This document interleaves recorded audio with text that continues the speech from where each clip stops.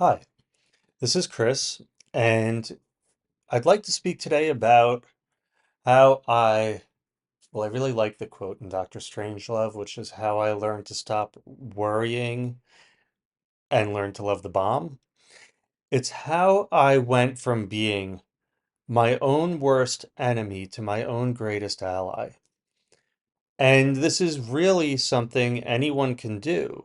It just involves shifting how we see the world and how we see ourselves.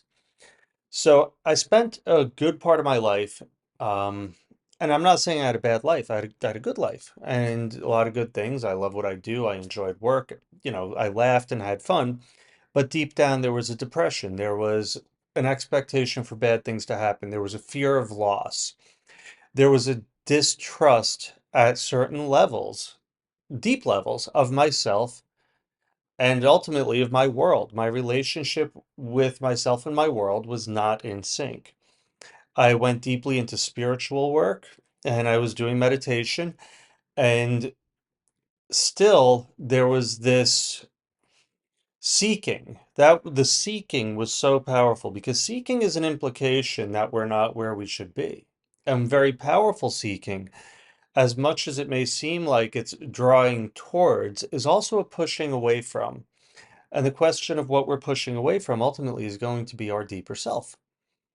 So while I still strive towards growth, but I now enjoy the process. There's not that compulsion to it. It's rather the wonder and curiosity and the love of the process, which is just so enjoyable. Enjoying the steps along the way. There is no finish line. There's only the journey. So how did I go from being my own worst enemy? That's the negative self-talk. That's the bad expectations. That's the guardedness, the protection from being hurt.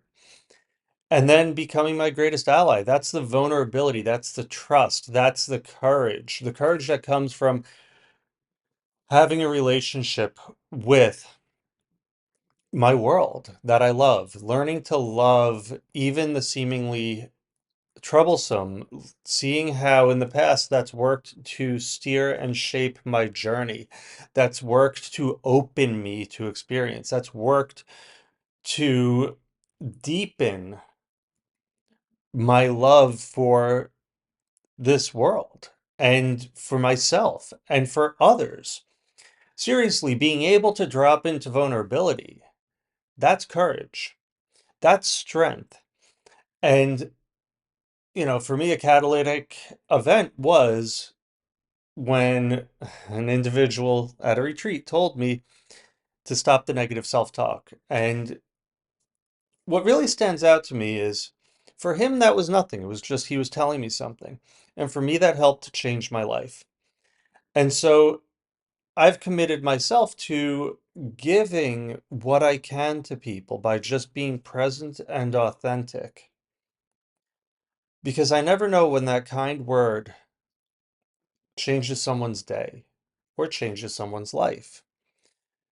You think back about what someone said to you as a guy, if a girl ever said you were cute in like junior high, middle school, you probably still remember it, and she may not even think anything of it. So it's kind of those little things change our world. And so I like to be an agent of that. I love to be able to serve in that capacity. And that's one of my deep motivations, to be able to give, to share, and to act on behalf of. Anyhow, my love to all of you, and I hope that you can begin that journey of transformation where you may deepen the journey you're already on. Trust, and it will happen.